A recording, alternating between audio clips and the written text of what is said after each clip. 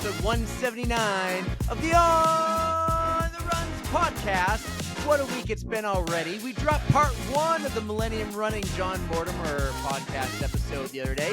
Vlog number 2 of the Road to New York City Marathon series. That's right, I gave it an official name, has dropped, and you're about to hear the rest of the story on this Friday Eve edition of the podcast. But first, before we dive into any of that and much more, I must say hello to my kick-ass rock star of a co-host, 6-star Erica. What's up? What is up, buddy? Oh, it feels like such a privilege to get to do this twice in 1 week. Hell yes. Yeah, well, we've done it a lot this year. It's been a little bit of a cruel summer lately, but, you know, we've only done one episode and everything. But, you know, so what? We're back. We're back to 2 times a week. We're back, baby. We got the vlog. This is a lot of fun. And we got part 2 of this amazing series. But we'll get to that in a quick few moments. But how are you? What's going on? Anything new happen? Did you just happen to watch something on YouTube? That is basically the only thing that's happened to me since we last spoke. My life is very boring. All I do is run and watch vlogs, apparently. So, by the way, that was pretty much the Adeline show. Where were you in that? It was the Adeline vlog takeover just dropped. It was so much fun. Yeah. I had a blast. It was fun seeing her like steer the boat, basically. Yeah. Like she was taking the camera and going off and like, oh, she was super cute. And I like how much she enjoyed doing it. Oh, too. She loved it. Vlog number 3 will drop next week, and you still Adeline's going to make an appearance, but a little less Adeline. But we will be at the Delta Dental 5K in that one. That was a fun vlog where she crushed that 5K. But you're also going to get a lot of behind the scenes to today's episode because that's where we were. We're at Millennium Running with John. An episode the other day on Tuesday dropped where you got the entire John Mortimer story, and this episode today you're going to get the entire Millennium Running story. And did you like that little cliffhanger, how I ended it there last week? I totally did. I'm lucky that I remember what happened. So I'm not left on the cliff. Everybody else doesn't have to wait any longer for the rest of the story. Right. And then we got a lot to catch up after because, you know, don't blame me. It's been a cruel summer with so much humidity and the heat lately, but you need to calm down and shake it off. As we know, the temps are falling, and we're about to do it all in style. And not to have any bad blood, but we're 52 days away from the Chicago Marathon. We're 73 days away from the New York City Marathon. And we're going to leave it all out there and have a love story, as you know it all too well. He's not a Swiftie, you guys. He's a total liar. We're going to crush 26.2 this fall.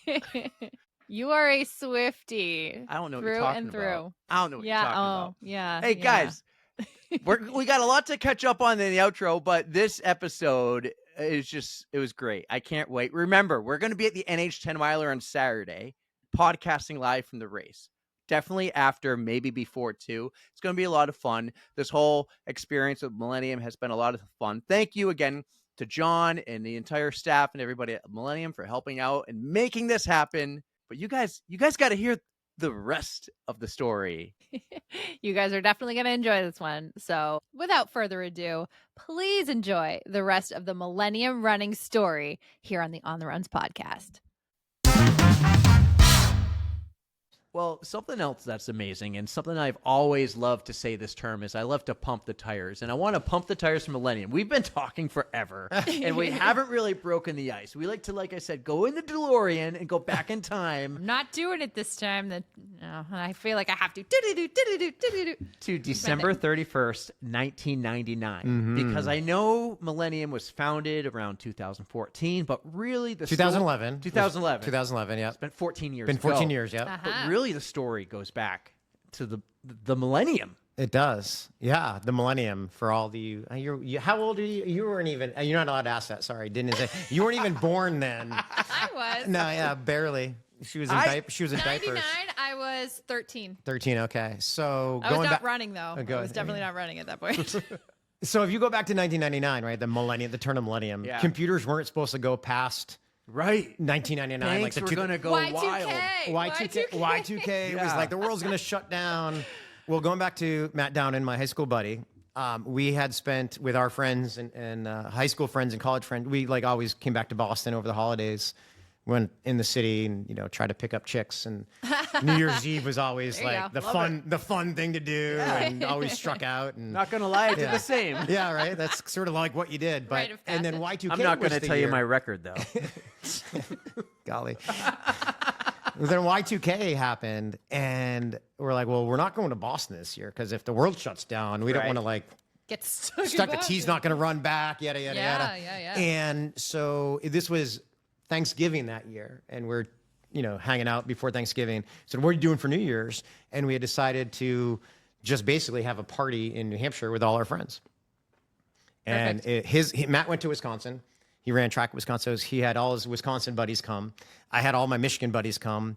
And then our high school teammates that went to different colleges. So we ultimately, and Matt's older brother, Andy, who was an All-American at Georgetown and was running professionally at that time too, he decided to have his buddies come. So we had the who's who of guest lists of runner nerds. Yeah. But they're all really fast. We had people that had made U.S. teams and All-Americans, and we added up all to be in that room. Yeah. That would be so fun. And a bunch of short shorts and guys, right? Hey, wicked those cool are guys. Back now. They are. Oh, man. So we were like, man, this is an awesome. It would be awesome if we went to some road race with a bus with all these awesome.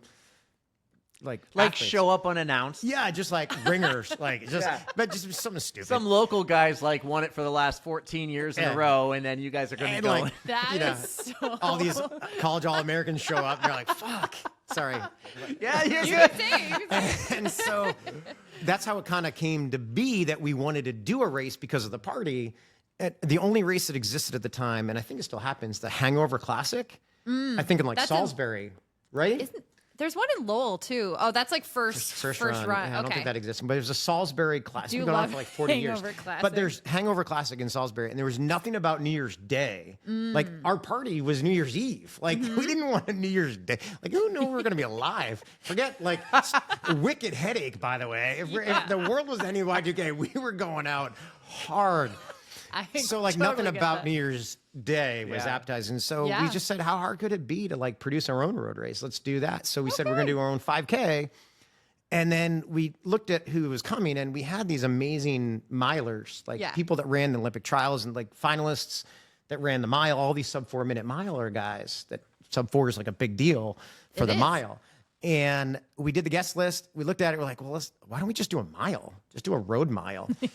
And in Londonderry, I found where now the Millennium Mile exists. We found a downhill stretch of road that was a 1 mile stretch. Yep. Is this the road where the high school is? High school. Going down, yeah. North towards Manchester. Well, it used to go south towards Wyndham, I guess. But basically Londonderry High School is at the top of a hill, either direction.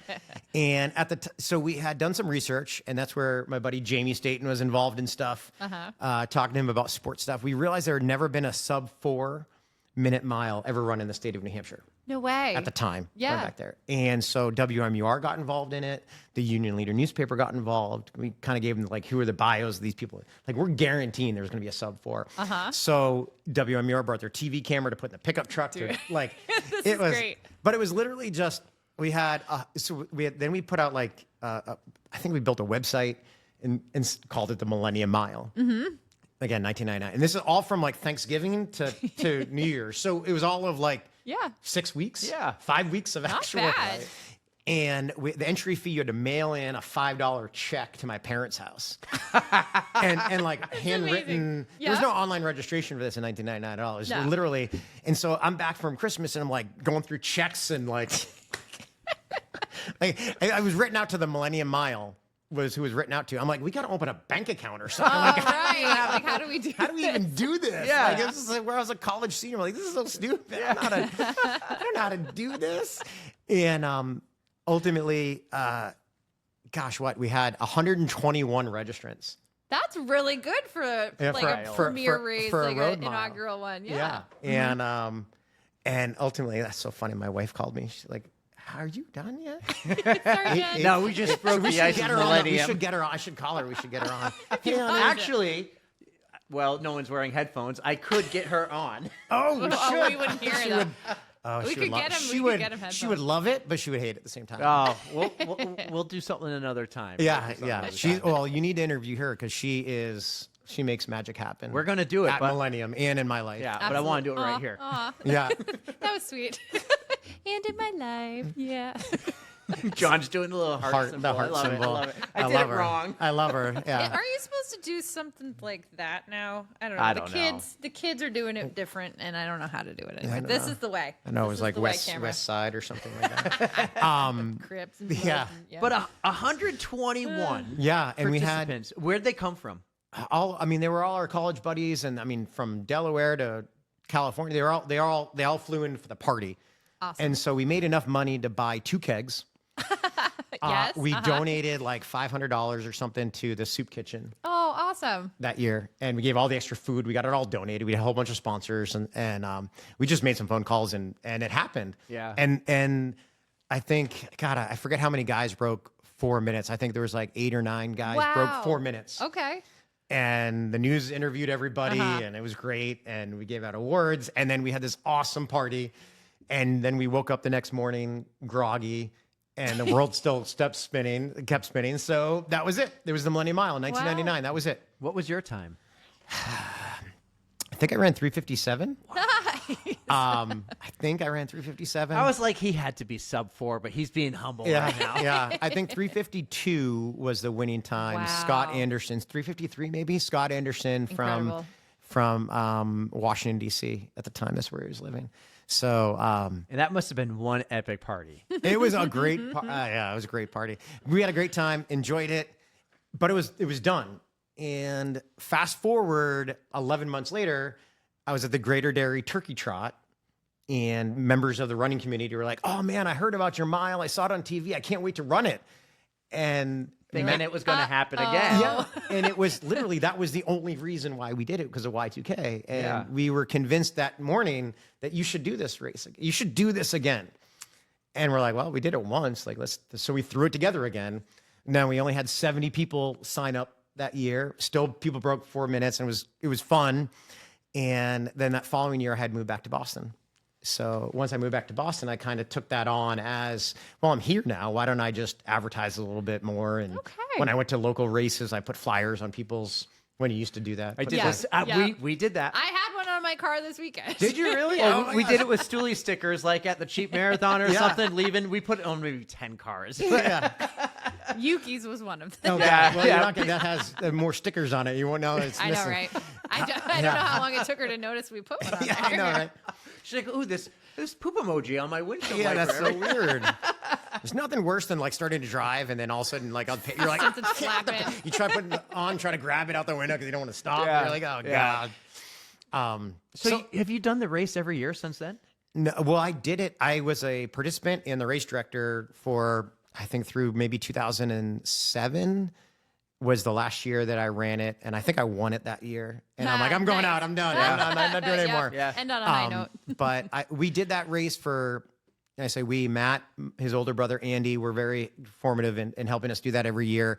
And then ultimately the race sort of took on a life of its own. Matt and Andy moved away, and I kind of just kept it going.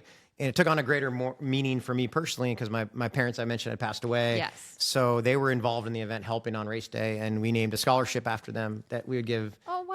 to a high school senior from Londonderry. So that became super personal for me and my family, and just being something that we did every year. And in its 10th year, I think it was the 10th year, we had 1,000 runners. Wow. Were you prepared for 1,000 Yeah, runners? well, it grew every year. It was like 70 people, then 125, and then Oh, but then all of your advertising and then it started word. growing. Yeah, the word and gets out. I think it had like 700, and then we got this one year that was like 60 degrees and beautiful. People running no shirt on. It was like unbelievable New Year's Yep. Eve race. And then so that light bulb moment in this 10th year where we had 1,000 runners, and it made enough revenue to endow the scholarship in my mom and dad's honor, and it actually made money. And I was like, like that's cool. I wonder if Yeah. I did that just like 10 more times. Like, did I work 10 days, 4 days, 5 days? Like, if I just do this, this is a great job. I really like doing it. That was the spark. That was the light bulb moment that Yeah. went off. And so Millennium Mile had, again, happened for 10 years. And I came up with ideas like, what could I name my company? If I started a company, what would it be? And God, Millennium. how many names did he go through? Because I did that with this. Yeah, right. Yeah. I forget. It was just always Millennium Events, Millennium Management. And then some of them were taken. Yeah. Like there's the Millennium Hotel. I'm like, here's what I know. We should have named it something completely different because 50% of our Google searches are spelt wrong. Oh, no one knows how to spell millennium. Yeah. We're teaching millennium. We're teaching people how to spell one millennium at a time. Yeah. There's 2 N's in millennium. And everybody, they send me email. Did you get my email? No. Where'd you send it? Oh, 1 N. Oh, okay. Well, that's why I didn't get it. As long as I can might Google. spell it wrong half the time, too. Not even knowing. Now you're never going to. Yeah. So we're educating America. Very nice. One at a time. At least Google is a little bit smarter these days where it'll come up. As long as you put Millennium and running, most of the stuff shows up. Yeah. Well, no, I like that you stuck with Millennium because of that first race. It was sort of, it was the genesis story of it, right? I think, and a lot of people, I think, know parts of that story, but don't know the whole story. Yeah. I feel like that guy from the old day. And now you know the rest of the story. The rest of the story. Erica's too young. I have no idea what that's from. No, I'm just going to smile and nod. I don't know that. And that's the rest of the story. I know that, and that's the way the cookie crumbles. I think it's the same guy. The same guy. Really? Yeah. I'm Walter Cronkite.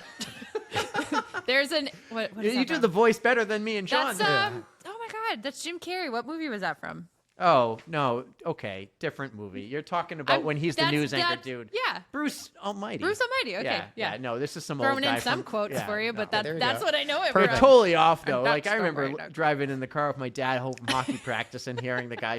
And that's the rest of the story. Right. That was on NPR. Yes. Yeah. My dad listened to the Doobie Brothers. Oh, He Dawn. didn't do NPR or anything, but So that save sparked NPR, it, though. save NPR. So that sparked it for you, though. The 10-year anniversary. You notice you had for 10 years in a row, you only put on one race. Yeah. So in that time frame, I was running professionally, and then I started college coaching. I mentioned a little bit, and was coaching at Boston College for 6 years. Got a job at the University of Kentucky as the cross country and track coach there. So we relocated. Jen and I got married. We relocated to Kentucky, and which was like literally got back from our honeymoon and got the movers to take us to Kentucky. Literally, we got married, honeymoon, moved, and she's like, "What am I doing?" So Kentucky. So I owe her big time. So we lived in Kentucky for 3 years. I was a coach there, and it just really, we needed to move back to the Northeast New England, and I looked at college coaching jobs in New England. I started interviewing, and I was a finalist for the Dartmouth job that was open, and I was recommended by the outgoing coach that was leaving, and I was a New Hampshire guy coming back to Dartmouth, and I was like, I got this job. I thought I nailed the interview. Jen, who's an elementary school teacher, she ended up getting a job up in the Hanover area as an elementary school teacher. That would have been perfect. It was great. So we're like, we're gone. We're gone. And I thought, again, I talk about putting the cart before the horse. Like we had the movers coming. We were moving. Yep. No matter what. And the day the movers came, I got a call from the AD. I'm like, oh sweet, I got the job. Here it is. Oh, no. And he's like, we went with another candidate. Oh no. And the oh shit Brown moment. Yeah. Code Brown. Code Brown moment what in do my I do? in my life was I'm relocating my family. My wife, we had our son Jack, who was 3 at the time.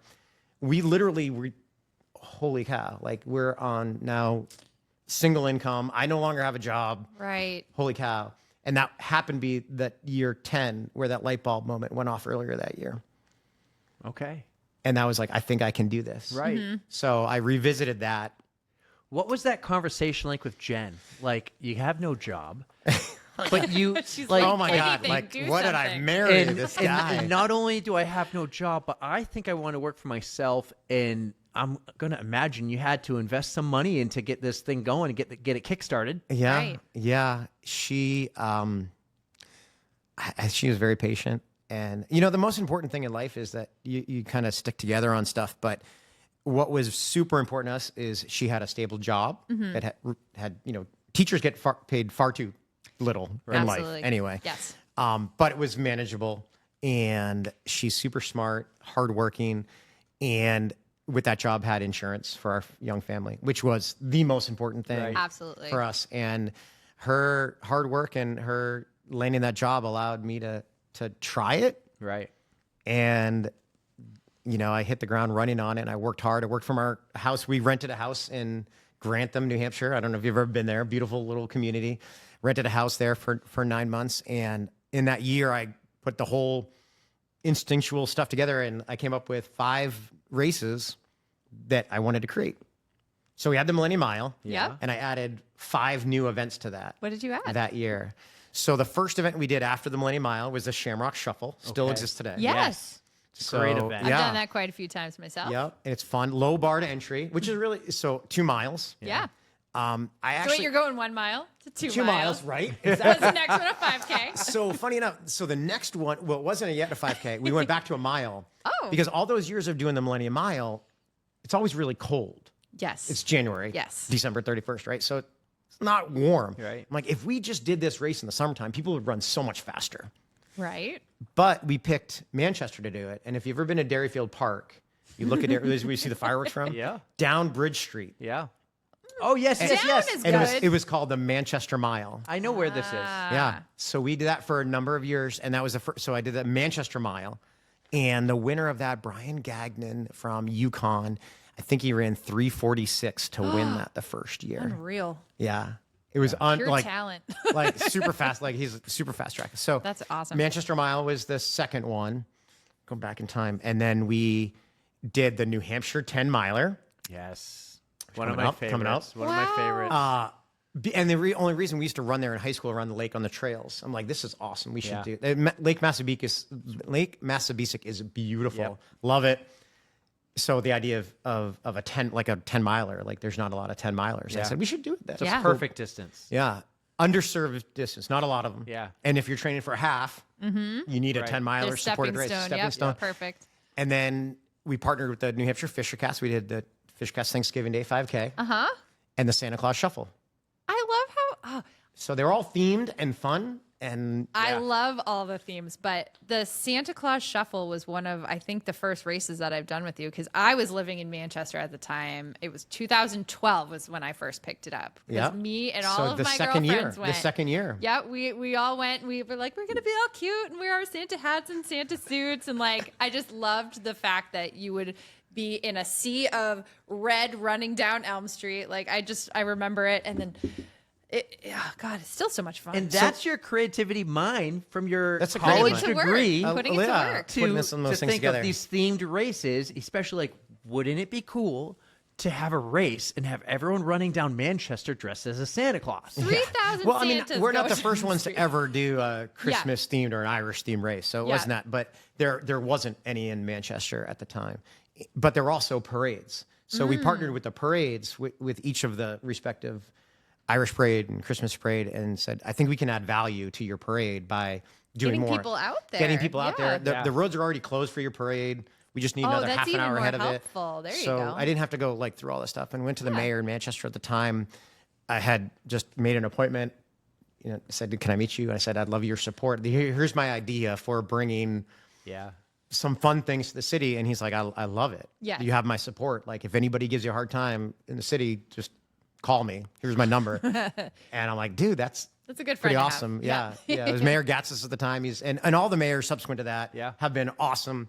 Because when you stand up at, on Elm Street, instead of hearing about overdoses and crime or homelessness or, addiction, you're seeing people there enjoying, like you and your girlfriends did, come out, and then they're going into restaurants and they're, eating, having a beer, drinking afterwards. And it just it's a place to, hopefully we're making the community better. Yes. I think so. That's the vibe I got. think I there's no get- other sport that kind of does that, especially in our age now as adults, right? Yeah. I can go play beer league hockey and hang out with the guys in the locker room after I have a few beers, but there's nothing like this in any other sport that brings a community together, thousands of people, and then brings in revenue and income to all the local restaurants and bars downtown Manchester or whatever city you choose. Yeah, there's an economic impact to it. There's a health and wellness, there. But even in Manchester, I think there's an optics to it of like just positivity.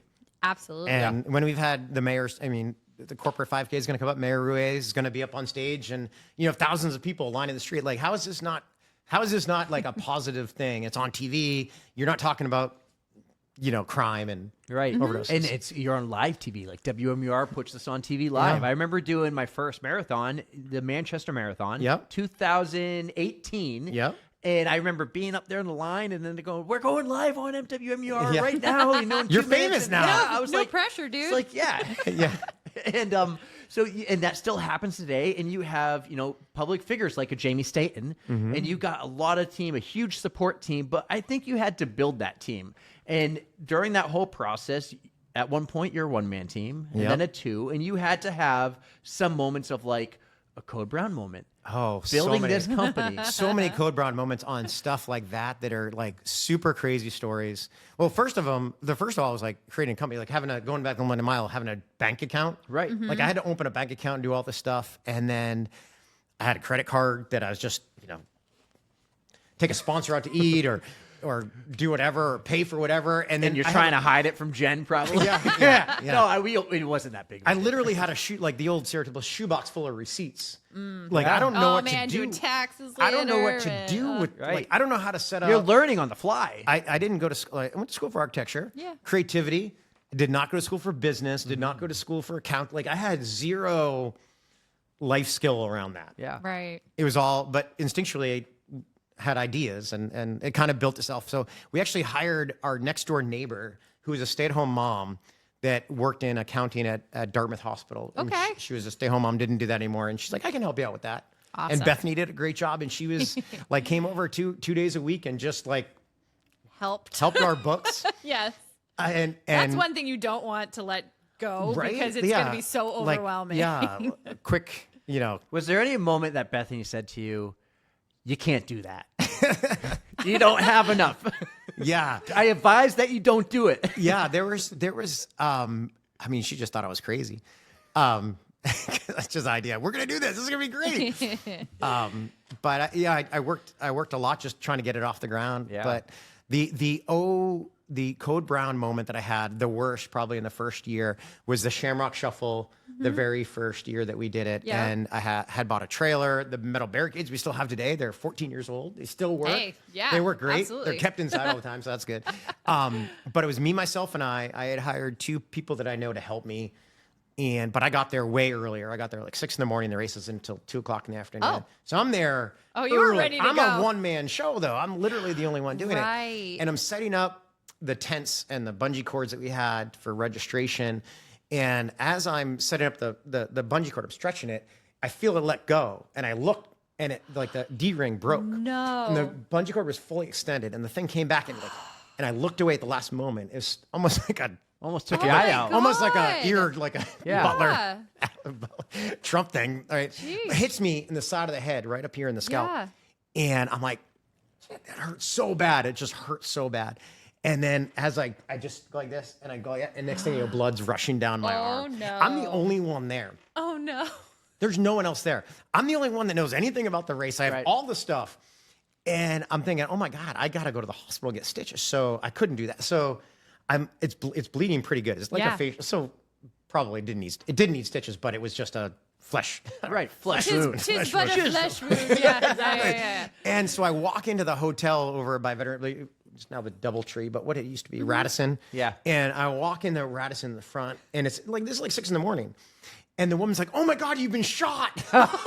Like, it was literally down, like it was down everywhere. Yeah. And I'm like, no, it was just a bungee cord. But I need And she's like, help. "What?" Yeah. So I'm like, "Do you have like gauze? Do you have anything?" And she's like, "Well," I'm not touching you. Like, I blood. And Yeah. So You're she a brought liability, all the John. stuff. Yeah, Yeah, total she's liability. Gotta be like, oh no. I have no idea what just walked in here. And so she gave me a whole bunch of like paper towels, gauze from her medical kit. And I went to the bathroom, made a huge mess, but cleaned myself up. Yeah. And we were giving away hats for that event. I ended up getting one of the hats. I wrapped my head with gauze all around it, and it stopped bleeding. And I put the hat on for the rest of the day. Oh my God. That is cleaned a up- serious After an dedication. 18-hour day, Yeah. finally made it to a doctor or hospital. Cleaned up the bathroom. I think we had 11 or 1,200 runners for that first one. It was like a great turnout. Yeah. And amazing day. It worked out great. Everything went as well as it could be with I had hired 2 people. One guy couldn't show up. So no. it's like, this is great. Okay. Yeah. Everything's great. And then the biggest amazing moment of that day was I got home and Jen was at home. She didn't go. She was watching our son, Jack. And I got home and I was tired, gauze around my head. Just got to go, honey. And I was like, it was awesome. Like super success, more than I thought it would be. And she goes, well, I have some news. Like, I'm pregnant. No way. Yeah. And she let me know that our son, ultimately was our second son, Liam. And there was that night. I was like, what? My emotions were like, talking about Code Brown. It was like all over the map. Oh my gosh. So, then the Code Brown, I was like, okay, we have a second child on the way. Like, I better make this thing work. Right. At this point. So like, that reminds me of the day what was race number 6, 7, 8? Yeah. So. Well, that was the first Shamrock Shuffle. Yep. Right. 2011. And so things are kind of working out. I remember the day I found out 1 was becoming 2 for twins, right? And I was like, how the hell am I going to make this work? That's twice as expensive. I know, twice everything. And he already It's had a actually daughter. more than that. Yeah. Yeah. So 1 turned into 3. Yeah. So it had to be one of those moments, like back to my question from hours ago, those pressure moments. Like, you seem to strive in those moments. I don't know if you feel that pressure or if it's just like the challenge is something you embrace. That's a good question. I mean, I think I'm a competitor. Yeah. Like, my background is hyper competitive and I want to win. So that side of you will come out when you're Oh, in definitely. the stressful situation. I am like when in the hardest races, you focus more. True. And I think when your back's up against the wall, you dig down deeper and I think I have that approach to how I run Millennium and our business in terms of, like, I'm competitive against the industry, the industry in itself, right? I have every race in New England. I see how many finishers there are. I'm a psychopath when it comes to some stuff. Like, I know, like, last weekend, so many people ran this race or that race, or But it's a how healthy fast thing, it was. I would think that's healthy, though. It's healthy in the way, like, it makes you want to do better. It's No, healthy. I'm not talking maybe personally. I'm talking business wise. It challenges you to be better. It's a healthy challenge. I would say my hyper competitiveness athletically has transitioned over to, like, my competitiveness of winning in business, right? And again, I didn't go to school for business. I said, reading all these things and saying, how can we do better? How can we create a better event? How do we have more employees? How do we pay for those employees? How do we build a building? How do we do the things to have us grow? Like, if you're not growing, you're dying. If not running faster, time to retire. Exactly. You need to keep evolving. Yeah. Every day. And That's key. that's a lot of, I think, my innateness, and I think it's my wife's innateness, and many of the people who work for us. It's like, how do we do this better and keep growing? Right. So you got a team now of, I don't know how many, but you've been doing this for 14, 15 years now. You didn't go to school for business. You didn't go to school for management. No. How do you manage all of this? We have amazing people. So that's number one. They make me look like I know what I'm doing a lot of times, especially Jen. She makes me look like it. So is that the quality you look for when you're looking to hire I somebody? mean, everybody. What's the main quality thing when I'm that hiring you're someone? Yeah, when you are. I'm going to go the same thing that my dad. That's a good question that my dad asked my college coach when he came to our home visit our house. What are you looking for most in my son? And his response to that was, I'm looking for a good citizen. That was like, answer. My dad was like, oh, you're going to run for that guy. It's like, I'm looking for a good citizen. I just want a good person. Yeah. I can teach you to do we can do anything. I want, like, a high quality, first class person. Yeah. That cares about who they're love with. that. I love I think that for an answer. That question threw me off, but I'm going back to Coach Ron telling me, like, my dad, I want a good citizen. You want to surround yourself with good people, good honest quality, people, honest. Yeah, exactly. That care. We have a lot of people that run, obviously that have a running background. Some people that ran collegiately, and one of our first employees, Mike Peabody, I hired him right out of college. He's been with us for 13 years. That's awesome. So passionate about the sport. Still too. passionate. And then, we talk about the World Championships, the kid that just ran 142 for 800 meters last night. That's the office talk, the water cooler talk. So we're fans of the sport. Absolutely. And, my wife is, the biggest fan of the sport that I know, from a competitive side and a professional side. And, we look for that passion in people. I love it. If you're you got to be passionate about it. like this right here. One thing we've always said, it's a passion project. Well, I can see when I listen to your podcast, your passion project is what you love doing. Yeah. You can see it in your personalities and your products. It's what helps it grow. And I use that word. If you're not, the same thing, I'm going to use this forever now. If you're not growing, you're dying. I always use the word evolving. We need to keep evolving. When we master one thing, take on the next thing. And that's what we're doing now with the video and all this. And this right here challenged us to do it. Hey, guys on YouTube. So, because Bridget says to me, is this your first video podcast? And I go, well, no, we've been doing it for years virtually, but never like this in person. We tested it the other day at your house. All I can say is I truly enjoy having an in-person conversation. It just feels so much more genuine and real, and it makes me a little less nervous about something that we have coming up in a few weeks. Few months, huge one. Yes. I think I'll be okay. Eric is not nervous at all. I was never. Are you doing a podcast with Tom Brady? Oh God! Oh, that's coming. No, but we're trying to get Big Z.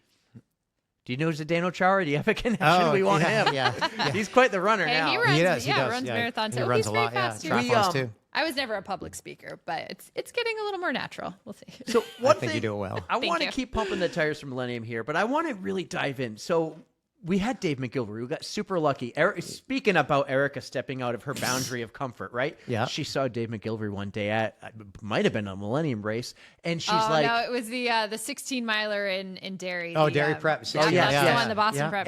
And she's like, I need to say hi or else Eric will get mad. And we secured him for an episode. That's my motivation. I don't want Eric to be disappointed. Hey, you miss every shot you don't take, right? That's true. Wayne Gretzky, Michael Scott. There you go. So we had him on, and we asked a lot of questions about what goes into all his events and the preparation. We learned for the Boston Marathon, one of the world majors, they start planning 14 months in advance. So let's just pick a race, and if you have one in mind, you can pick that race. But I'm just going to throw it out there because it's been 15 years, and this is last year, the NH 10 miler. So when you're planning a race like the New Hampshire 10 miler, it's not a small race by any means.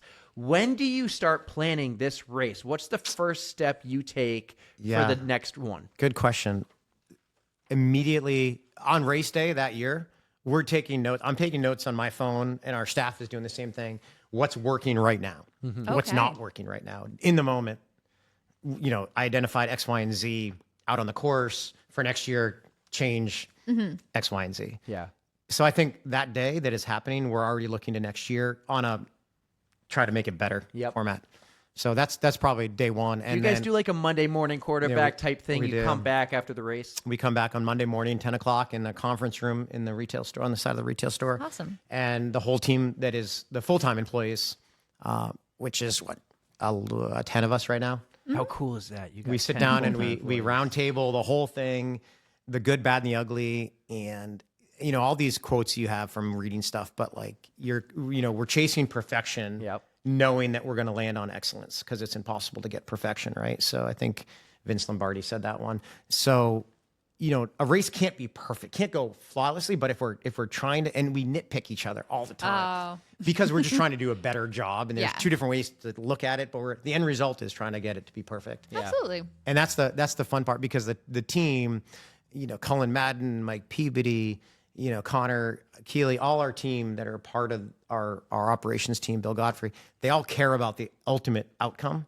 And that Monday morning meeting is key to renewing everything. Absolutely. Because then we're, renewing the website and Barry Lewandowski is updating everything for next year's numbers and registration's getting renewed and there's an open date and the whole thing. That is one thing I always look forward to. I'm like, all right, when's next year? When can I register? Right? I get my stuff on the calendar right away, and Eric is kind of a last minute guy. What's funny about that? I miss out on the t-shirt sometimes. I get on the data train all the time. On our events that sell out early, it's like 65 to 68% women.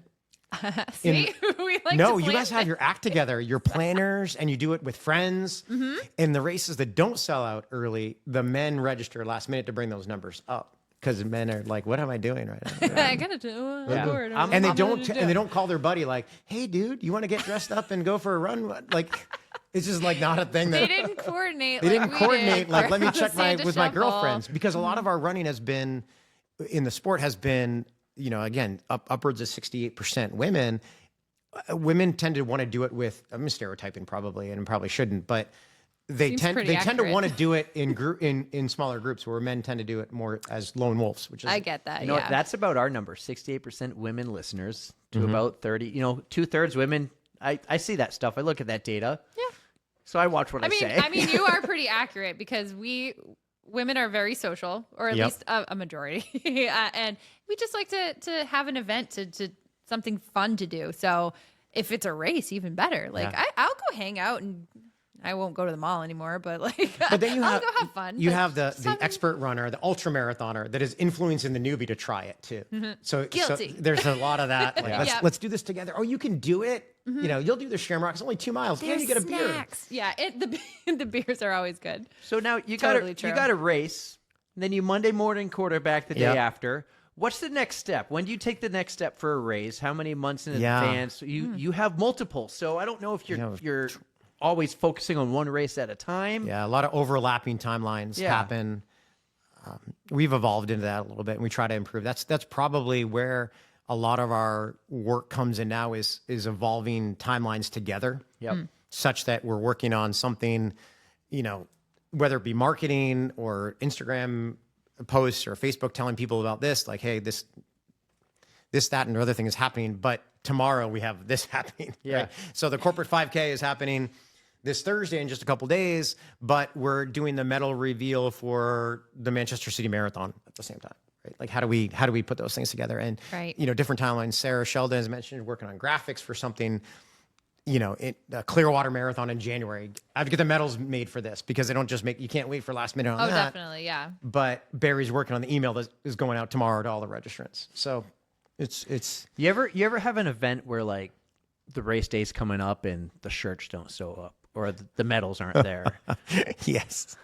Those are code browns. Yeah. Oh, man. The first year we did our Clearwater Marathon, there was an ice storm in the upper Midwest, like I forget where it was, like Atlanta time, and the medals, only some of the medals got delivered. Oh no. And so we had to be at the finish line once the medals went out with cards, being basically like an IOU card. Like, we know who you are. Okay. Here's your, like, in lieu of a medal, you're going to get this in the mail. And the medals came on Monday, the next day. And we spent the entire day, like, shipping everything.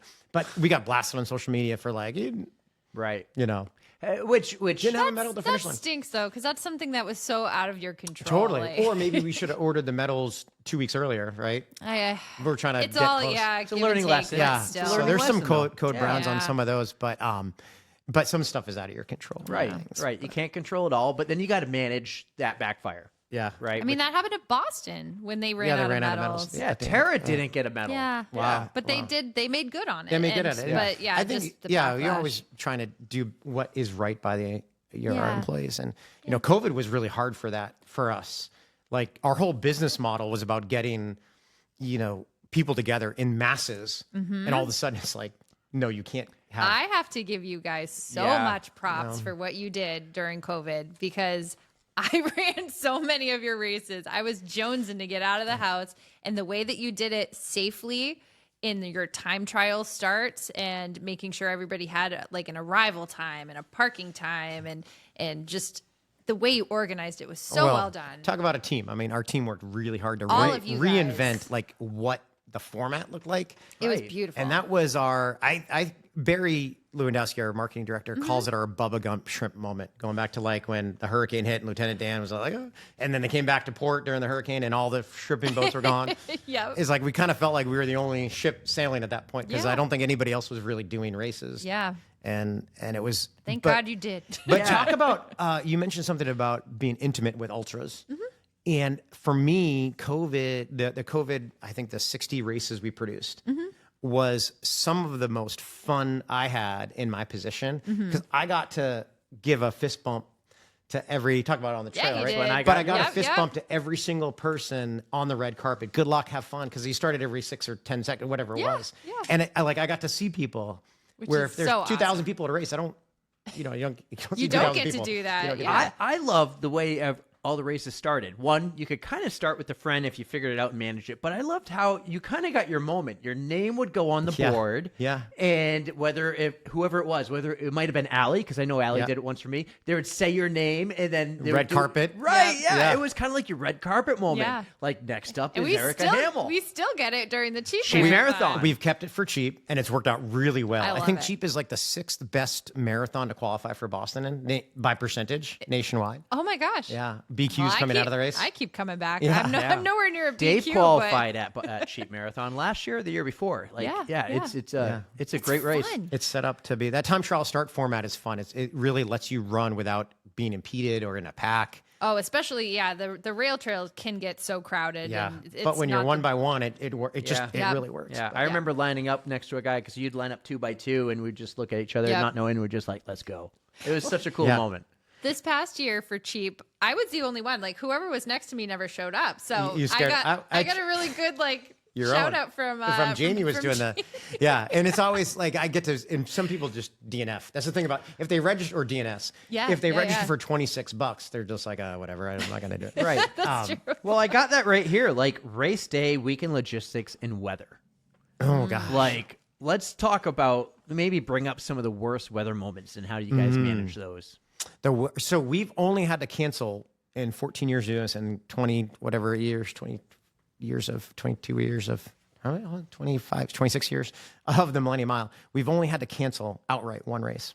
And that was this past year. That was the Super Sunday. That's right. That we postponed it a week. And then there was another snowstorm that week. So it was like, we ran out of weekends. We can't do anything. Yep. But that was the only, due to weather. Obviously, at the start of COVID, we had to cancel races like everybody did. But then we got back on the horse pretty soon. But we've only had to cancel it for one. We've had some close calls. Yeah. Well, like, do you have to go to the town, to the mayor, to the police? Who do you work with there? Do they come to you? Do you go to them? How's that process? It's all on us to facilitate that, to go through the permitting process and develop those relationships. And I have to tell you, we've become such good friends with a lot of the law enforcement officers that we get to work with. Yeah. And we bring our professionalism, how it should go, and we get to work with them for safety. And it's just they're buddies. They've become really good friends.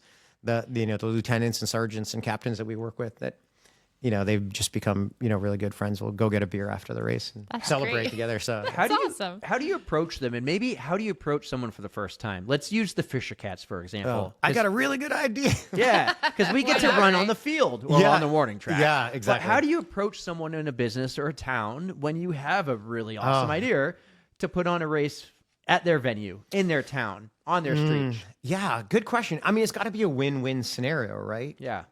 Like you're bringing in more it's got to be somehow good for them. Yeah. Whether that's marketing. Give them some incentives. Yeah, right. and whether it's defraying cost of whatever it is. There's an economics behind it. Yeah. Like, what is it going to cost us? What's the benefit to us? If it's a business or whatnot, is it gonna be negative for us? Is it gonna close the roads? Is that good or bad? I mean, we work on this. We talked about the optics of, health and wellness and positivity, and then juxtaposed against my street is closed because silly humans are running up and down my street, and because the normal person can't get to Pappy's Pizza.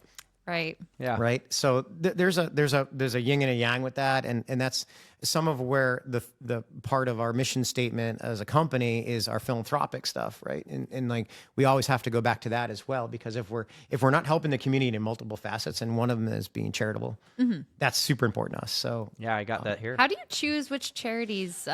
Is it based like on race, or do you? I think in the past, haven't you done like a main charity for a whole year? Or yeah, I'd love to know how you choose them. Well, so I'll just go real quick. The mission statement that I created when I said, like, here's the philosophy of what we're gonna do. It's like, first, create first class events. Like, if they're not first class, and then we've evolved that to products too, because we have a store. Yes. First class events, customer service, and products. It has to be fantastic. If it's not fantastic, like if you're not doing a good job, you shouldn't be doing it. Right. And then the second thing is advocate wellness to as many people as we can. So be healthy. Spread the gospel of running and health and wellness. Make it inclusive. Yeah. Anybody can do it. Anybody can, race, gender, creed, it doesn't matter. Like, as many people can do this.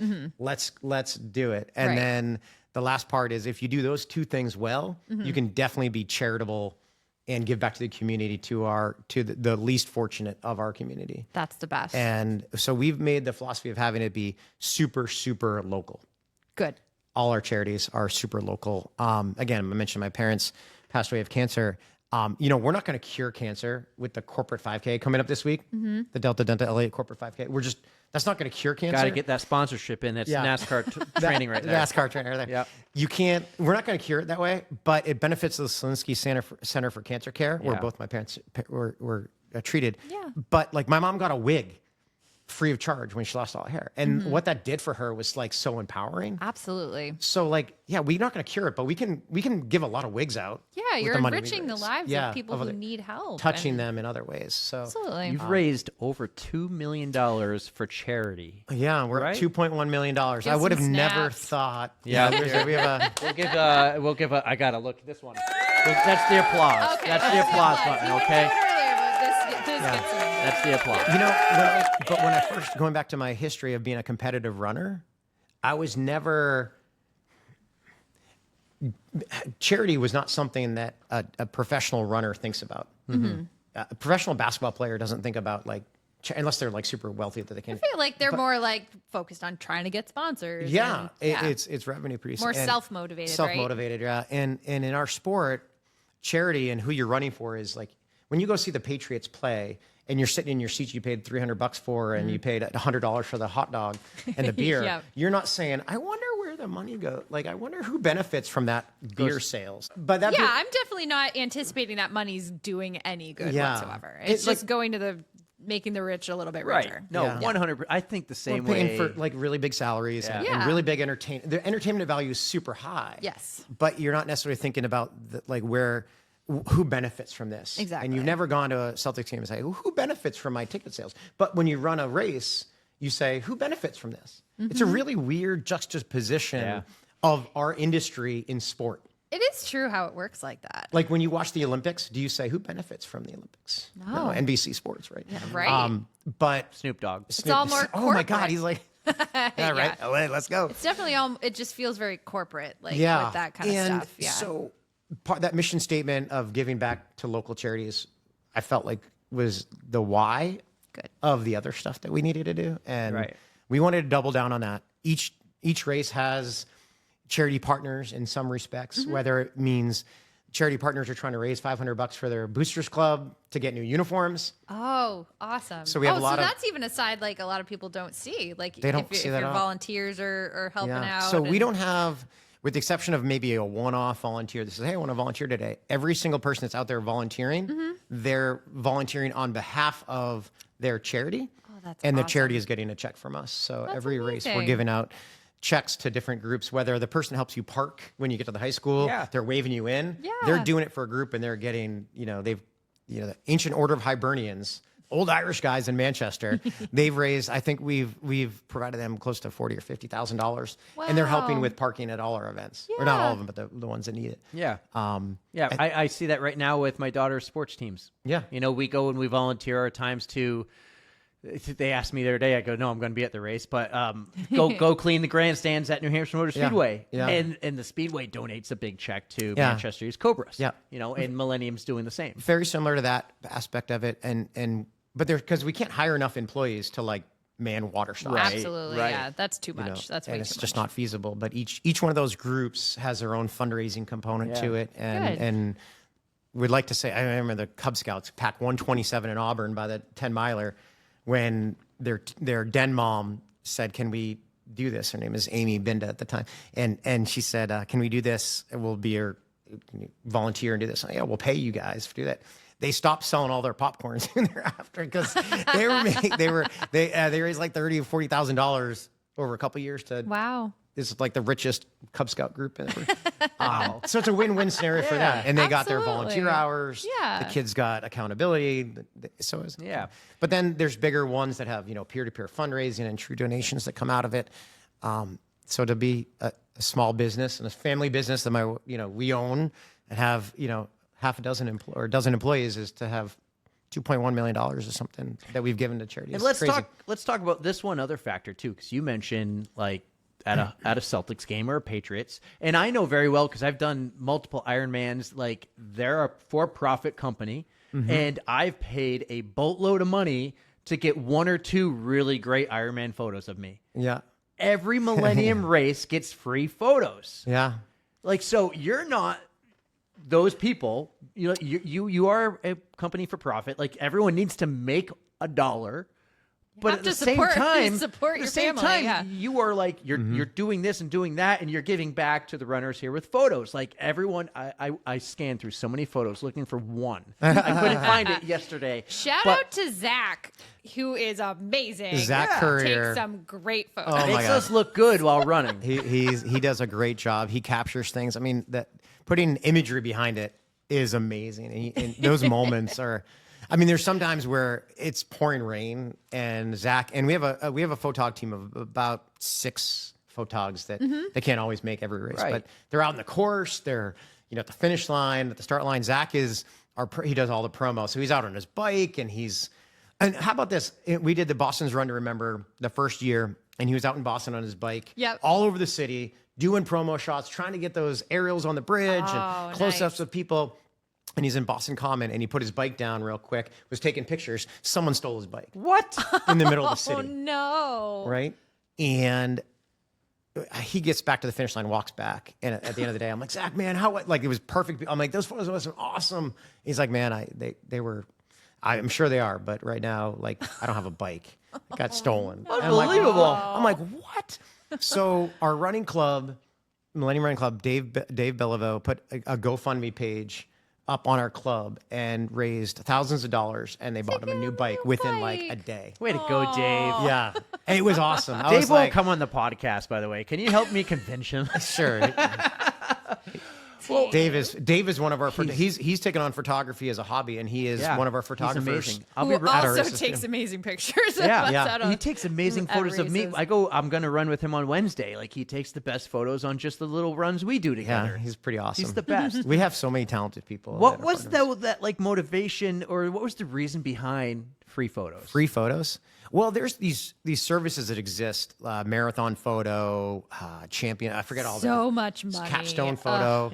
Now I gotta say, like, if some of it is sponsorship driven, the ones that pay for it, like if you have a finish line when you finish Boston, how much would you pay for that photo? Like. I paid $70 for a marathon photo package when I ran Boston. Right? Well, so you can't get that anywhere else. It's a once in a lifetime experience for so many people. Yeah. So we're not naive to say that we're in the same ballpark for those events, but we do capture, and our photogs capture those moments that are precious to people. It might be their first ever road race. It might be someone special with them, a great photo, just like this is my new profile picture. Yeah, absolutely.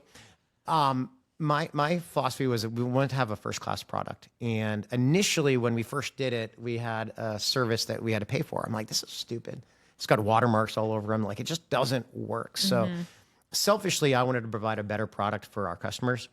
The byproduct of that for us was actually that when it's free, the customers share it more often. And essentially, you guys are helping us advertise. That makes a lot of sense. Yeah. So there's some marketing. It's we want to give you the tools to share how amazing you are. There's a group chat. I love the way you said that, because like if you have like a great picture and you felt good that day and you're just proud of your accomplishment, that's exactly what you're going to do. It's going on Instagram. It's going on Facebook. It's didn't happen everywhere. on social media. Never happened. And that being said, like. When you have that epic photo and you feel good about your cheap marathon and you were awesome and you shared something, I rang that PR bell. Did, and that post, sometimes social media can be brag book and all the highlight reels, not real life, unfortunately. But you doing that was real for you, and you shared it, and maybe you're inspiring 2 other people to do, like, I can do that too. I hope so. Right? And I feel like we're providing you the tools to help inspire yourself, like brag about yourself a little bit, but inspire it a little bit too. If you're helping me, I want to help you. That's how it works. We have a group chat, and within who's on the group chat? Oh, well, there's a lot of group chats. Okay. Well, we have Tara Watt, Tara Pterodactyl. Yeah, there's one of Tara Watt, and Coach Watt. a few others, and within 24, 48 hours after a race, it's usually Tara is always first. Like, photos are up. Yeah. And then everyone's like, look at this one, look at this one, look at Yeah. that one, and we find our best ones. And I love how you can find it by the bib and everything. Yeah. And it's just so I mean, great. the technology has gotten pretty good. It's going to get better. I think they're using more. Their services. I mean, part of our technology that we have for Millennium and our timing and what we do, is tagged with your bib number or your tag on your number. But it's going to get. I mean, it's starting to do more like facial recognition and like. Oh, right. Your bib number had a 5 in it, and you were wearing green. Oh, and so it's starting to recognize all of those and things. they pattern those. So that's gonna. I think that's gonna help the photography deliverable. It might make it more expensive. That's For cool, some, but it's going to though. give you, because if you're in the shot and you're in the background, And you can't get the full bib. So yeah, you or can your still get hand is in front of your something. bib number because you're like Uh-huh. that. Yeah. Now you're not tagged on it. So Right. Yeah. And you don't have to search through 1,000 photos I know. to find I wish we one. could just give you all of the. We're going to implant the little chip in you, and then that'll be Right. Neuralink. Well, I love that the photos are free, because I remember like there's 2 photos of me doing triathlons when I did triathlons before I went from 1 kid to 3. Yeah. And I think I spent $33 on one photo because I wanted it to be at the time, my Facebook cover photo. Yeah. And I was like, I'm never doing Then he got that a digital, again. and then he scanned it, and Yeah, and now I'm Came in kind the of like, mail. it's just every once in a while, maybe every 3 years now I see it and I'm like, oh, I spent $33. Yeah, I'm Hey, not I've done that too. I think my first New York City. I should I print did it not and buy frame it. buy the package, and I wish I did because Yeah. I was like, man, Well, I I mean, wanted. there are some moments something. that like you just want to capture, and I think those larger major marathons have you kind of cornered into like this is what you're gonna do. Yeah. The only other photo I love of my triathlon career actually was a Millennium Triathlon. The White White Mountain. Mountain, beautiful There we go. triathlon, awesome. But it's a photo of like me and 20, 30 other swimmers running out from the beach Oh, yeah. into Echo Lake, and it's overcast, kind of foggy. That's and we're cool. like just going out into the abyss. Oh, that's cool. I love It's such that. a cool photo. So, Well, we need to talk about something about White Mountains Triathlon. yeah, they got Code Brown. Code Brown, literally a Code Brown. This is crazy. I mean, I think I shared it. We probably should have actually tried to. I wish a cyclist was leading the half Ironman, and he was like 40 miles into his 56-mile bike, going 27 miles an hour down in his aero bars, and runs and T-bones a black bear. My God. Yep. Ass over tea kettle, right? Yep. Like ejects him out. The Yep. bike is crushed. Was he okay? He turtles himself up over road rash all over his back. Oh, ouch. He's fine. Bruised ego, crushed bike. The black bear takes off. So wait, and Was like- the bear okay? was he way ahead of anybody He was else? winning. And so He was the winning. winner. He was the No, leader. I know that, but was anybody around to see the bear? Like, No. or was he just like, Like, I don't the know bear. if someone saw him afterwards, but like the report came in from our medical. We have earpieces on. We hear like John to medical, like, and I deal with the medical. I'm like, yeah, what's up? Like, we've had major things happen in our events that are hard to deal with sometimes. But I'm like, we have medical. You're not gonna believe this. And I'm like, oh God, what happened? But I didn't know like what. Like, I don't know if someone died. I didn't know. Right. Like, and he's like, we had a collision, and I'm thinking car with a bear. And I'm like, what? I'm like, is he alive? Like, yeah, he's fine. He's in the car. He came back. Like, he's carrying his, like, he's okay. Yeah. And road rash, bruised ego, all that sort of stuff. But I'm like, the second question was, did he have a GoPro on? oh my God. Oh my God. Everybody asked the same question. Did anybody have it on film? Because if he had that on, that would have gone so viral. Yeah. For real. That would have been amazing. But Actually, I asked the same question when I got run over by David Starr in the NASCAR race. did he have a GoPro? Where's the video? There was no video. We're running like dog Never shit happened. that Never day. happened. I know. Never happened.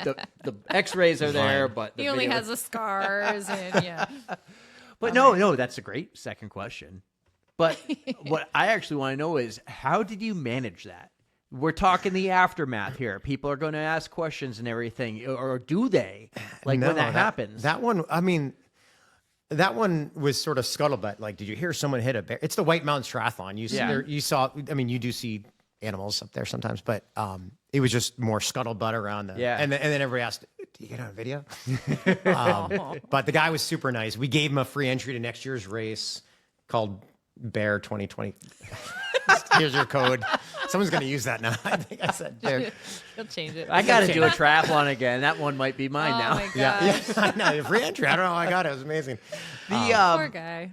But dealing with some of the medical stuff that comes up at events is sometimes challenging. It's emotional. I mean, we've had heart attacks and knock on wood. I mean, we have amazing medical partners that are part of our events. I mean, we don't spare any cost to make sure we have great. Absolutely. And those are the fire departments and hospitals and EMTs, EMS, all those sort of things. And you just can't be too careful. Well, let's talk about that makes me think of actually one of the races. You mentioned fire trucks. One of these Signal 8 5Ks I did, Delta Dental. Now, we had the hottest day of the year. Oh, yeah. And yeah. I think there was 4 fire trucks throughout the course, just spraying water. Like, is that something Oh, you smart. manage? You go out and get, or is that something we work the town? with the fire department and stuff on that. So it's part of the hot weather races. We'll put into our plan. You know, we have to hire the detail that day for them to do it. But plug into a fire hydrant, put the diffuser on there, and spray a water curtain up there. It'll cool you off. I love it. Yeah. I loved it. Yeah. Every moment of it, I was like, yes. Every couple of years when it's that 90-degree day and 90% humidity, we're not going to cancel. Yeah. No. But, use caution, go slow. Right. We increase water stops. You got to think of these things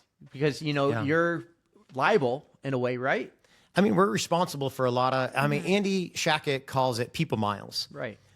Is the thing he uses. And it's how many people are running and how many collective miles they're running. So if we have 4,000 people running the corporate 5K this next weekend and it's 3 miles, I mean, we have 12,000 people miles that we're responsible for from a liability or not necessarily liability perspective. I mean, it's a way to look at it, but responsibility. Right. And we have the responsibility to make sure people get back. They get to the finish line. Yeah. Like they go the right way. Yeah. And then ultimately they're cared and they're safe across the board. Yeah. In my opinion, when you take those actions and you take that responsibility and you get the fire trucks and you do things, you're looking ahead, here's the weather, like that helps you grow. I'd like to think producing a first class, I mean, whatever it is, whether it's the free photos or the medical response or how easy it is to park. I think there's a lot of things that happen behind the scenes that people don't really know or they don't see necessarily. But I think all those things are collective to, I mean, even timing. If your timing, if your time is off, if they missed a bike split in your triathlon, you're pissed. Yeah. So there's a lot of things that have to go right from pre-planning all the way through race day that collectively make for a good experience. I think it all adds up because you got to pay now for the detail of the fire department to do that. But it's going to help with, hey, they did this, they took the action to do it, they took some of their own out. It just shows the commitment that you have and you're going to get the want positive reviews on that, and people are going to come back. Versus if you don't do that, people are going to be like, "I'm not going back next year." That could kill you, and you take action to not let that happen. Yeah, when we've had like the mistakes happen and let someone down, I mean, we take responsibility. Like, unfortunately, this didn't go the way we wanted it to, and we'll take whatever corrective action we need to do to make it better and whatnot. That just becomes a point for your Monday meeting. And something let's get better to do better for next year.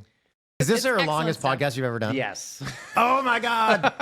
Yes. Well, Mike Beeman was long. I love Mike the Beeman was B-Man. pretty- I love the B-Man. So I know Mike. So he taught me the beautiful love of a long run.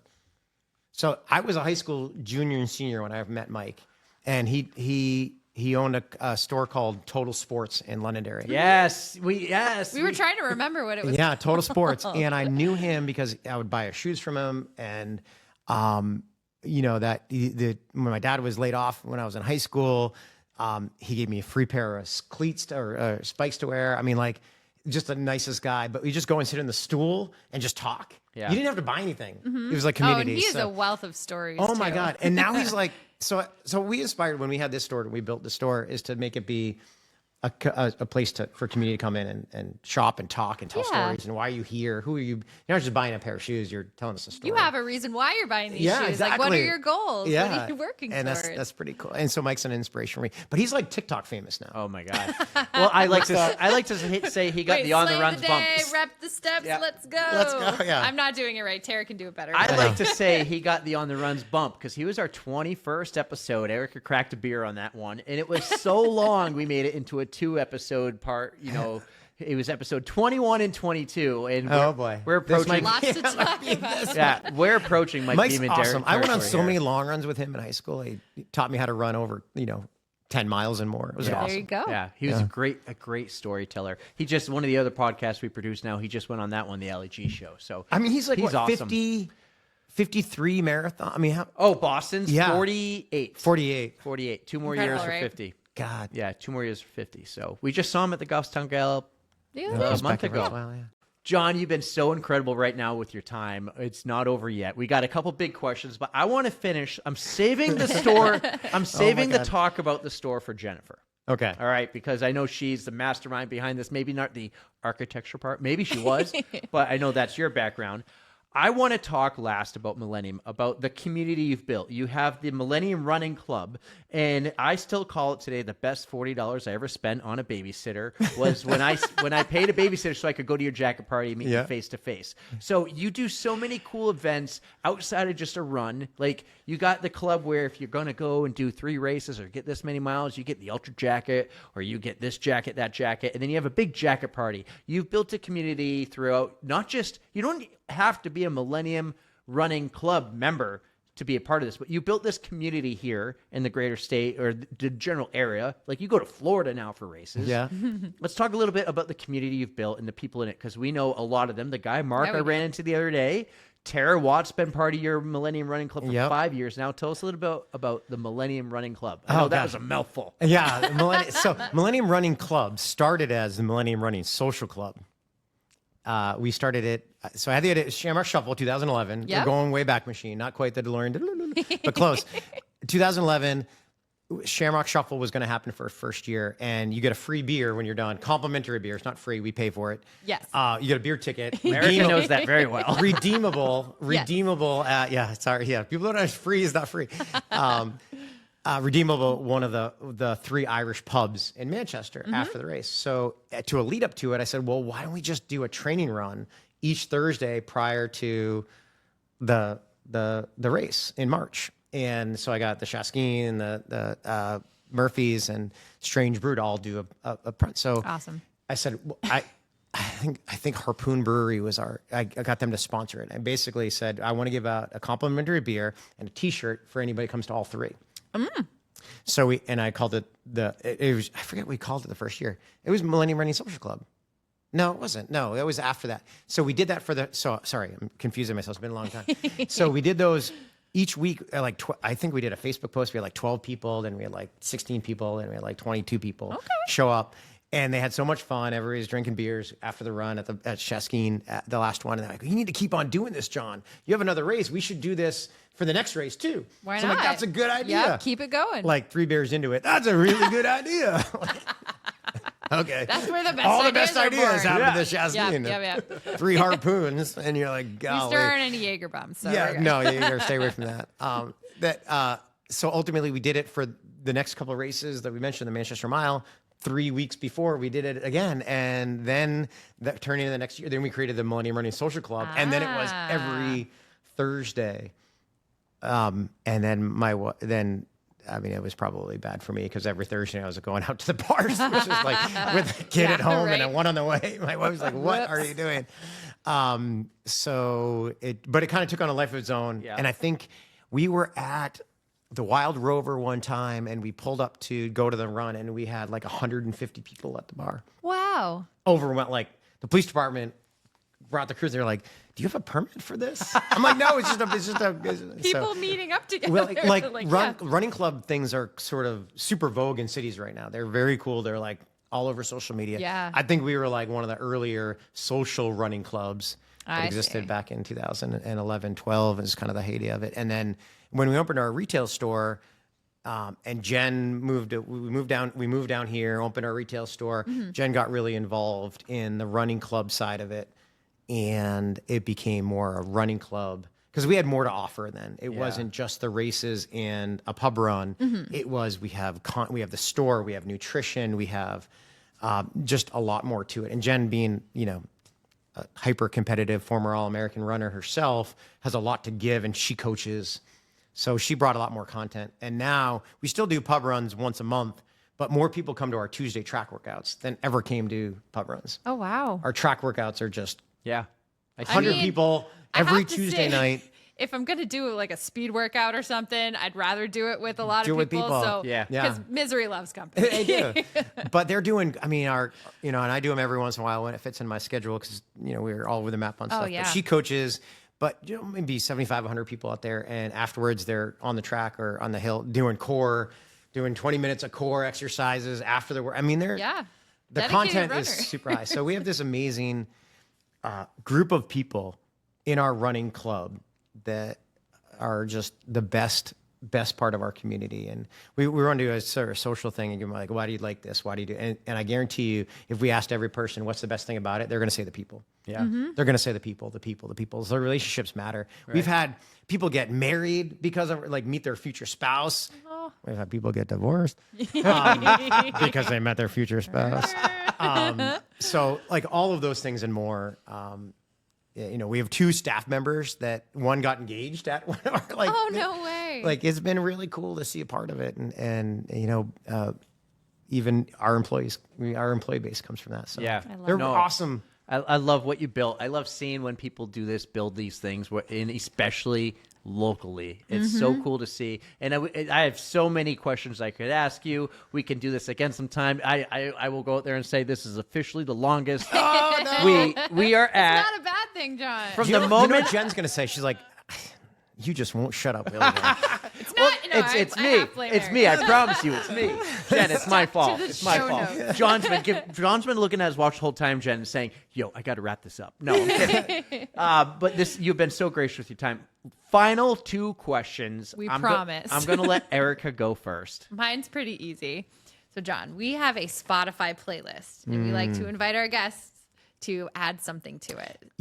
I've heard you do this, and I was thinking about that. Exactly. Good. What he had a heads up. I did. Well, I've listened to him. I'm a fan, so I've heard him, and I know Jamie did Crazy Train. He likes disco too. It's like, Jamie, get some something that's going to pump us runners up when we need something different to listen to. So I have sometimes I use my some of the smaller races that I might be on the mic and do the PA. Mm-hmm. I love Snoop Dogg.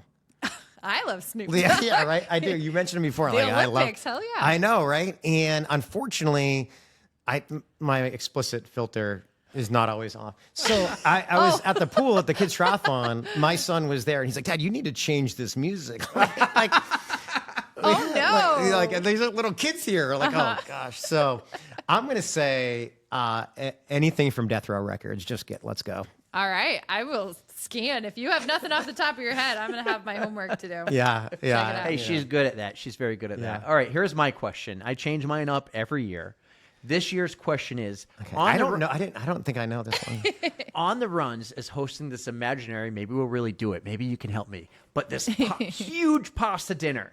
Okay. And you can bring anyone outside of your family. I'm adding that now for the second half of the year. Outside of your family. Because Jen's already welcome. Okay, Jen's already gone. Yeah, kids too. You get a +1. You can bring anyone in the world, alive or dead. Who are you going to bring? I'd bring one of my mom or dad. Oh, you can bring them both. I was just going to say, you said family. No, you said well, family. you know what? Oh, yeah. You said family. Yeah, okay, so okay. That's a no-brainer. Oh gosh, that's a good question. I can't help you. I'd probably bring either my college coach or my high school coach. Awesome. Are they still around? Yeah. I mean, they're both retired from coaching, but that'd be great. That'd be great. Maybe we'll really do a big pasta dinner one day. I would love that. Yeah. We'd have some pretty cool people. Only if we can have some Chianti. All right. Okay. Hey, it's red wine. This has been a wine connoisseur. Yeah, this has been absolutely amazing. Dream come true. I played you that clip from episode 1. This has been manifesting since episode 1. So this is super cool. Thank you so much for your time. Wow. We've met so many of your people and staff throughout the last 3+ years, from Bridget, from DJ Darren Roy, Jamie Staten, Miguel. There's so many employees of yours who we know who just pump the tires. And I want to give a special shout out to Bridget, because she came over to me at a bar once. I never met her. She goes, "Are you that podcast guy?" I go, "Yeah." And she goes, "You need to have my boss on." Oh, really? And this was a while ago. And then she talked all about you and Jen. And then the other thing is, so Bridget said she's an OG employee at our store. She was the first opening day employee when we opened in 2016. She's been with us for a long time. She's a teacher and soon to be a mom. She's very close. Pregnant. She was working the store the other day. Oh, all popped out. congratulations. But your staff, your team rave about you and the company and the people. So I wanted to throw that in there before we end because and we're super excited. I was telling her I ran into her at Hannaford's actually. I hope she's pregnant. You don't want me to hurt her. Well, this was around the time you gave me the phone call or shortly after that, and I run into her and I go, guess who called me the other day? And I told her you called, and I was like, I'm going to be there. And then she goes, when? And I told her the date, and she goes, crap. That's the day after my last day. Yeah, she's taking maternity leave, right? Yeah. So funny. That's funny. She's fantastic. But you should have said like, well, how'd you get my number?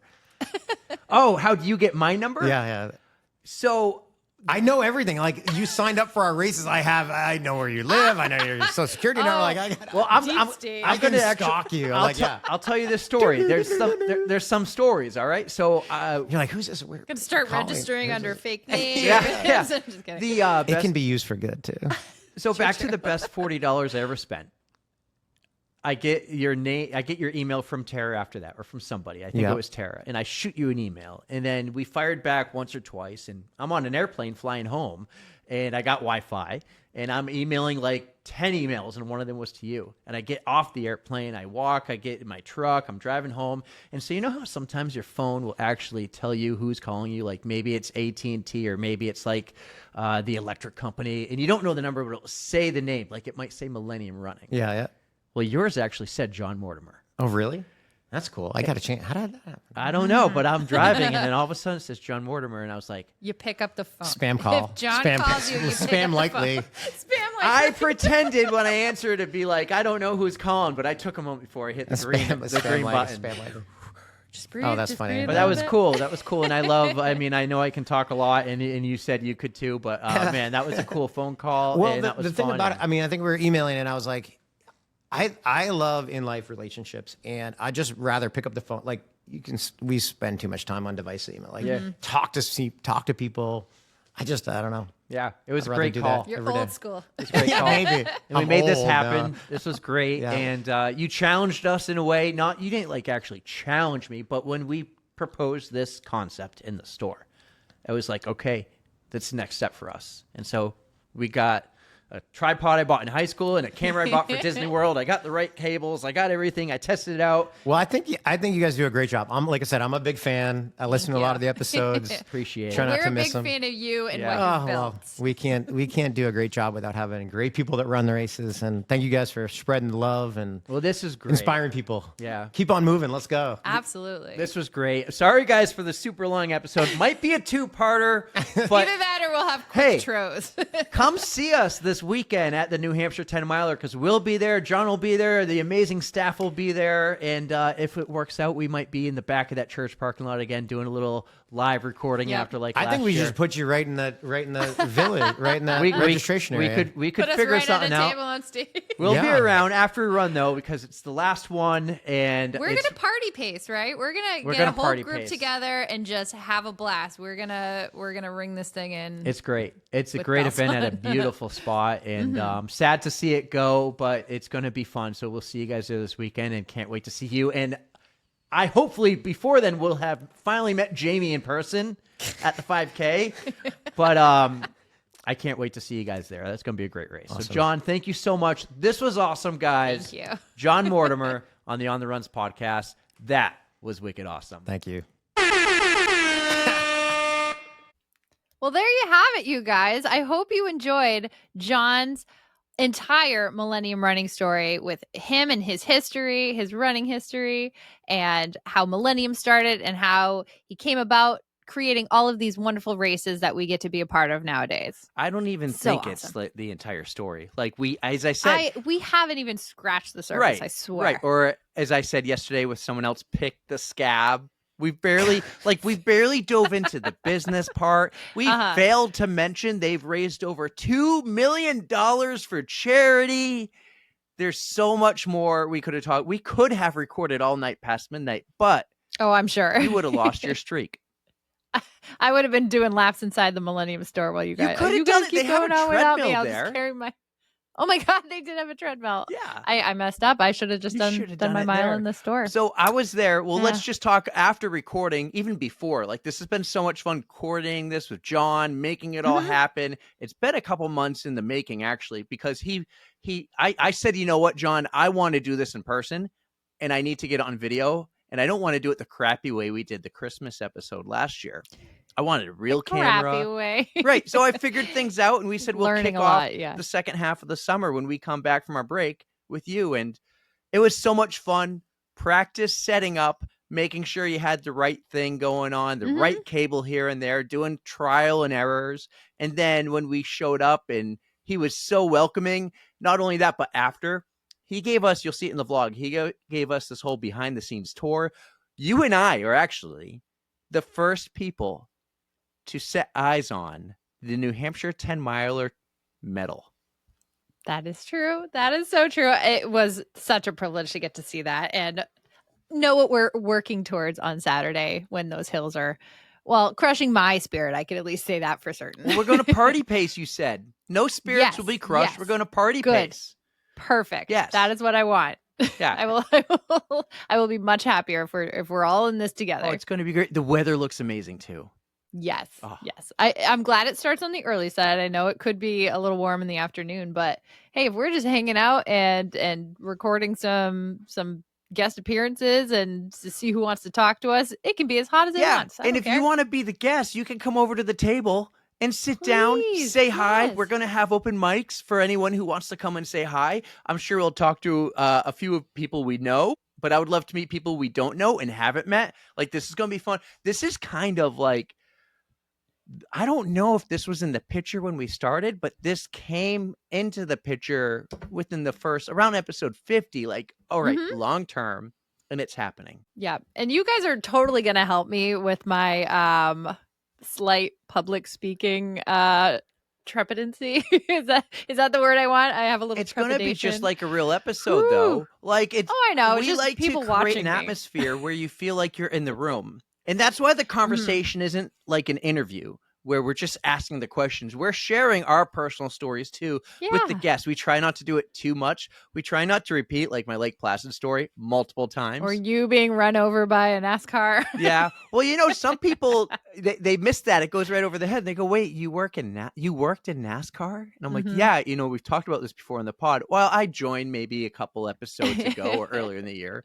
So sometimes it's fun. We welcome all the new listeners. It's super cool. Just keep spreading the word. We absolutely love it. So if we share a couple stories that you've heard here and there, just don't hold it against But that's us. the atmosphere I hope to have at the race. More like real chill. You're part of the conversation. You're there. We'll ask you how your day went and everything and who you are. Tell us about you. But we're just getting to know you. This isn't, you know, Oprah or the Ellen show. This is On the Runs. I would love to be Oprah someday where we could be like, you get my race tats, you get some right socks, everybody get some stuff. That's I would love to just give out some stuff, especially from our wonderful sponsors. Yes. Well, and we need to mention those partners because we totally forgot to do it on Tuesday. We spaced it. We're so sorry. I know. We need better structure. We do. But we have a couple brands that have partnered with us for the New York City Marathon, you know, fundraising. We're doing. So My Race Tats and Right Socks have partnered with us. And if you go, the link is in the show notes. If you want to get some My Race Tats for your next big race or a fall marathon, or if you want to get some new fresh socks, go check out Right Socks. And you're going to learn more about them soon. The double layered socks, they're fantastic. 15% of your purchase goes towards My New York City fundraising. So no, you don't get a discount. And I'm sorry. We went this way, and they're quality. And I'm not stuff, expecting though. thousands. Like I might, you know what? If I even get $100 out of this, amazing. I'm so thrilled though that I do know people have gone and purchased because it shows it works. And these partners of ours who've joined us are like, hey, we want to continue a partnership, and we have more on that to come soon. So I'm super excited. Thank you so much, Dawn at My Race Tats, Caitlin, and the entire family at Right Socks. You guys rock. You're awesome. Thank you so much for supporting this podcast. And I have to say, that was super cool going back to your vlog. We got to see a little behind the scenes of your big fundraising What'd night. you think?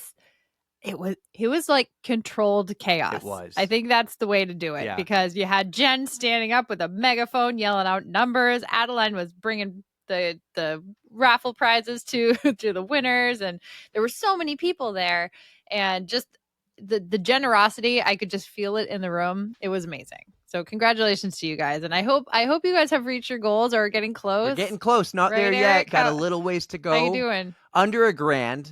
It doesn't actually say that on the website because all the money was Venmoed to me after we raised it all. We raised nearly $4,000 at that raffle night. Amazing. So about $1,000 to go for me. About $1,000. Okay. So go buy some Right Socks. Go get some iRace Tatch. I would rather you get cool product versus just giving me money. If you want to give me money, or you could just give him money because he's got 2 weeks to. to technically I do, yeah. But we're gonna do so. I gotta have that 1,000 by the September 1st, and I will just pay it myself. But we are going to do a smaller raffle at an event coming up in September with a couple raffle prizes kind of to the side of the event. And you can also donate, and any of that money that happens at that night kind of makes up for what I'll throw in the pot on the 1st to finish the pot. Because it's different. I need to get the money before 2 full months before the New York City Marathon, where typically I've never fundraised for a race before. But typically you get like until a month after the race, right? Mm-hmm. Yeah. I mean, that's how it was when I did Boston. Well, that was a ridiculous amount of money. And thank God they gave us until, I think I had May 1st. So just a few weeks later. But I joined the team late. So I already had less time to raise money. So I was very thankful that I had extra time. But yeah, it seems a little weird that it's 2 full months before you run. Yeah, but it's fine. Hey, it takes off that pressure. You're getting it done. Like either you made your money or you already paid it. You don't have to worry about it. Focus on training for the last 2 months because that's really what I got to do. Stressing over. Yeah, that's really what I got a couple half marathons in mind. I don't know which one I'm going to do yet, but I'm thinking. Okay. I want to do the New England half. And that's a couple weeks before the New York City Marathon. So I actually am also thinking, if it works out cheerleading schedule, in September running the Clarence Del Mar half marathon. I love that for you. Clarence Del Mar is a wonderful race. You will have a blast. That is one of, I had a blast doing it, I think 2 years ago.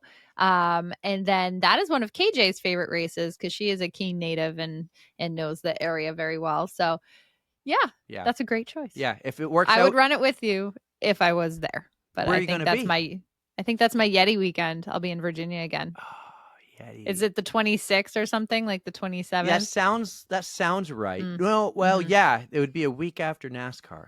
Yeah, it sounds right. Yeah. If it was the weekend before, which I ran the full marathon. If it was the weekend before, I won't Yeti. be there. I know it's not. I already checked. It's not NASCAR that's weekend, which is like the NASCAR. 21st or something. Which I'll do a ton of running that weekend around the property, and all the people waking up in the morning drinking more beer. They're looking at me running around like a madman. They're like, "What are you should doing?" do your own beer mile. Do a beer mile and then watch the race. I could vlog a beer mile. Oh, maybe I could I could organize a beer mile there. At NASCAR. That would be so fun. Hey, I could join you at that one. I'll be around for that. Yeah, come for. Let's do that. Can we do that? Sure. Let's do a beer mile at NASCAR. Who wants to do this? I need someone to come and watch the boys because they'll be with me. But there's a perfect stretch, right? With all the campers, we'll just run down and back, down and back. Oh my God, guys! NASCAR weekend beer mile. That's going to be a thing. Yes. I bet you could get a lot of people to join you, or at least get the people to drink the beers. Do it Saturday night. Alone.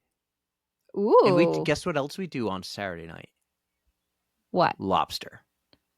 Oh, I don't do lobster. Oh. You don't eat lobster, I forgot.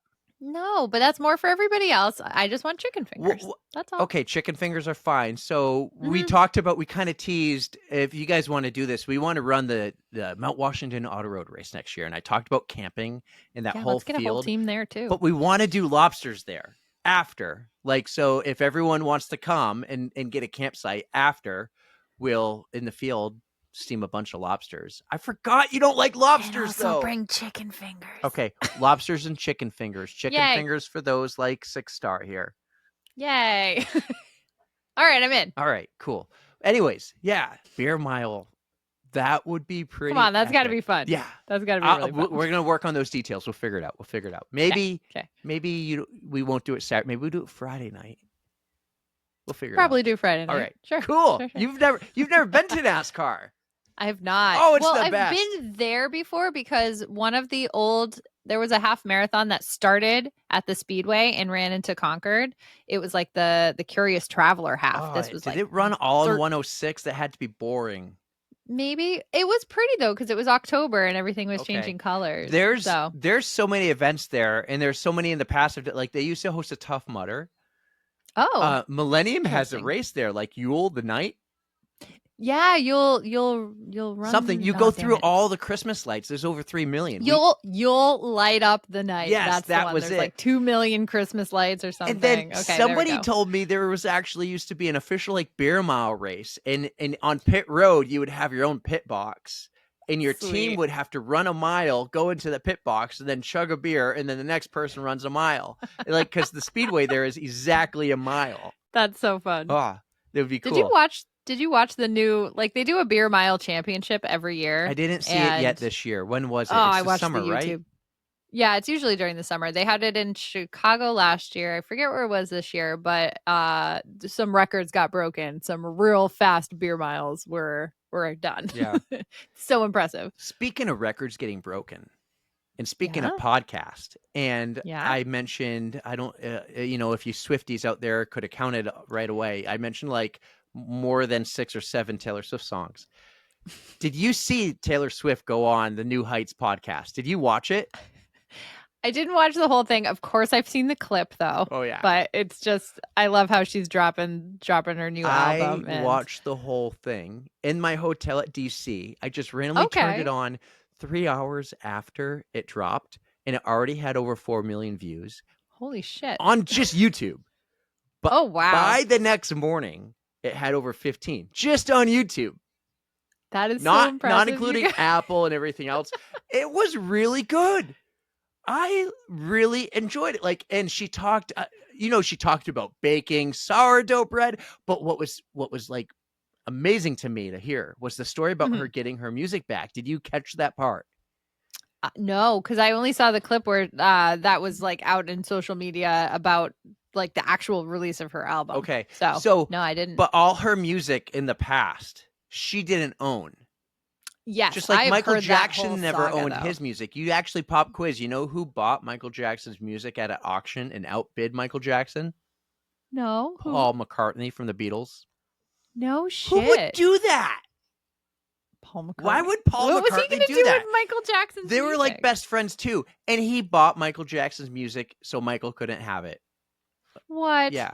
And they're best friends? I don't think I wouldn't so. say best friends, good friends at the time. That's not a best friend thing to do. I know. But Taylor got her music back, and it was such a cool thing. So what I didn't know is if you ever look up Taylor Swift, and I have to look her up on Spotify from time to time because kids want to hear Taylor Swift, there's always 2 versions of her song.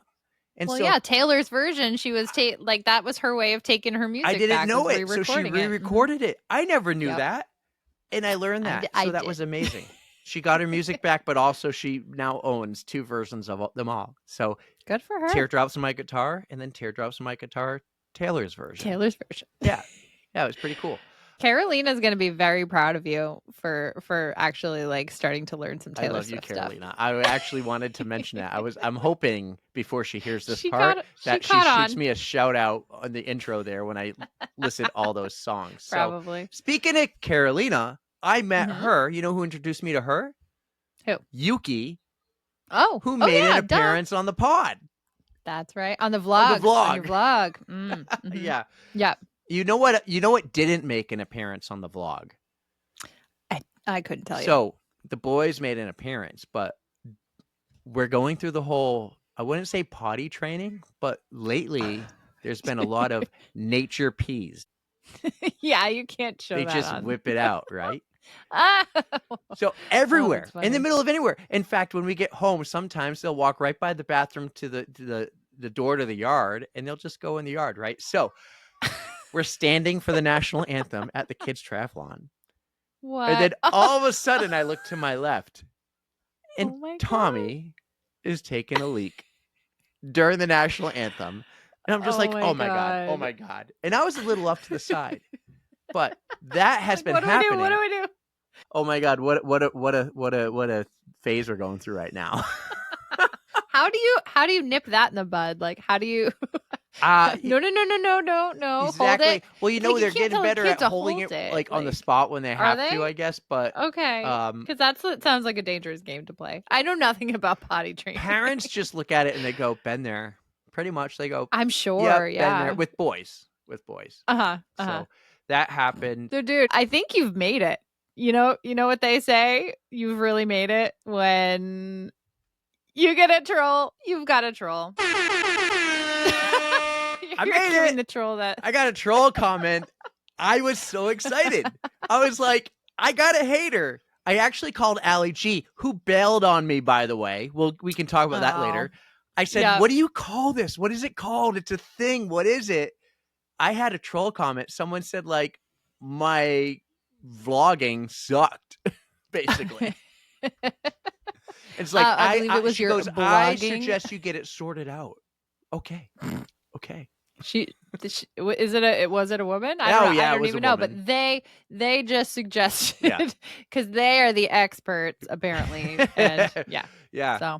No, it was so funny because I saw it, like I had 3 or 6 comments or something, and I through an email. I saw it on an email, and so I was like, oh no way, people commented. Wait, you get your like comments from email. Yeah, like I'll get an email that says, your video has been out for 24 hours. Has like a new comment or has something. This many views, this many comments, that many likes. I go, comments? Oh. What? And I went and looked at it. I laughed. I was like, this is funny. I know I sent her some kind of response, like, thank you so much. Because she called it a blog. Mm-hmm. I go, thank you so much. I will take this into consideration when I decide to finally start a blog.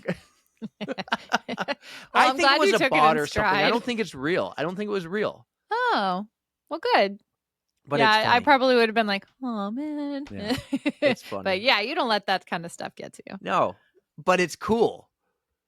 Yeah. It's kind of cool. Like one day it will probably get old and boring if for some reason that happened all the time. But let's hope it doesn't. Yeah, you just block it out. Only go up from here. But hey, we made it. We made it. Yeah. It's really you. It's not me. Well, no, it's we. It's like I said, it's always we. Anyways, besides that, it's been an amazing week. We got, what did we say? 52 days to the Chicago Marathon. How you feeling? Bring it on. I am ready. Nice. I am very, very ready. Nice. My legs feel good. I feel good. I am strong. amped and ready to go. I mean, you're doing 100 milers. You got a 100 miler before Chicago. You got an ultra after Chicago. Like, you're insane. You need to do more strength training, though, and you need to stretch more. Yes. KJ's working on that. I already told her, I'm like, I'm ready. Let's ramp it back up again because majority, like the other races that were so close together, they're finished. Those are done for the season. Yeah. So now it's back into. I'm pretty much focusing on the marathon though. Like I want the speed, and I know that I can run walk the 100 before that. It's 2 weeks before, and then probably not my smartest move, but Ghost Train is the weekend after Chicago. But I'll be fine. Like. Just gonna wing that one. Just chill. Just hang out with your people. Ultra with me, because your people are gonna be there. I think Jason and Megan are gonna be there. Yep. Ultra Chad's gonna be there. Yep. But yeah, and then hopefully whoever I can get from the area who wants to just drop in. I mean, Jay lives close. Tara said she would come by. Hopefully I can get Lindsay. If anybody wants to share a lap with me. Shauna to come. You should get Shauna to come. You think she would want to like do a lap with me? Yeah, it's walking. Not? It's literally walking right. in the absolutely this back half of this thing. So that's the one I'm going to try to make because it's close enough. I won't be at Hamster Wheel. Because you've got New York City, and I want to know how you're feeling for that. We're really getting there. I feel like I'm where I was last year, and I got really good last year until I didn't. Well, you have a very good reason to keep running. So if you need any motivation or a running buddy, that's not as long as it's come not running with me. 10 o'clock in the morning when I'm working or 5 o'clock in the morning when I'm sleeping. Yeah, and guys, who wants to come running with us? Like, I want to get someone new in the vlog. I have someone right now locked down for tomorrow on Friday. Nice. Like, it looks like it's going to happen. I want to get someone new on every vlog. That's like Excellent. a goal going forward. Get someone new. Like, maybe Justin will come with me. Justin DeFlameri, right? Because he just that would be ran super another cool. length of a state, Vermont, I think it was. So, Yep. he's wild and crazy. Guys, no, thank you so much for supporting this podcast. Don't forget about our fundraisers. Erica's running Chicago for the American Foundation for Suicide Awareness in honor of her brother, Nick. I got it. I aced it. Nailed it. Yeah. I'm running for Team Force, which is a nonprofit devoted to improving the lives of individuals and families facing hereditary cancer. We're on Instagram. We're on YouTube. Let's subscribe to that YouTube channel. Let's grow that. We're on Threads. I post. Follow us. A lot of love. Hey, do all that. We don't ask for this every episode. We really should. Share. But we really like don't. And share. like, follow, subscribe on it all. But most importantly, share this podcast with everybody. The podcast, the vlog, all of it. Share it. If you want things to help out with that, like stoolie stickers with the QR code, we made Hit that. Me up. Yeah. I just got holographic stoolie stickers. Ooh, who wants Those are one? limited edition. We should do like a thing where if you show that you shared this with a couple people, like we'll send you some holographic stoolie stickers. Oh, yeah. Yeah. If you love it, you can be a Patreon, but just share the podcast. It's amazing. I almost forgot about Patreon. We love our Patreon. Yeah. See, we forget to do this half the time because we just have fun chatting and then we wrap it up and we go, we forgot to do that part. So, guys, like you're we forgot awesome. to talk about Right Socks and my race tab. Our pod fam is amazing. You guys rock. If anyone's new from the Millennium Running family, welcome to the pod. Welcome. Yeah. This was cool. What a week. Again, thank you to John. Thank you to Millennium Running. I'm so excited for Saturday at the New Hampshire 10 miler. Fingers crossed. All goes well. We might have a well, tent it's gonna with our go name on it. We might and have it's a gonna be backdrop with epic. our name on it. We have more exciting news to mention or to break in about a week or two for September 18th. Save the date. Save the date. Oh, I'm so happy. 179 episodes. It's amazing. The numbers are getting up there, man. I love to see it. I love to see it climb. Happy Friday Eve, everybody. See you on Saturday. Erica, take us home. Please come say hello if you see us on Saturday. And thank you for listening. You know we love you. Don't fear the code brown. And don't forget to stretch.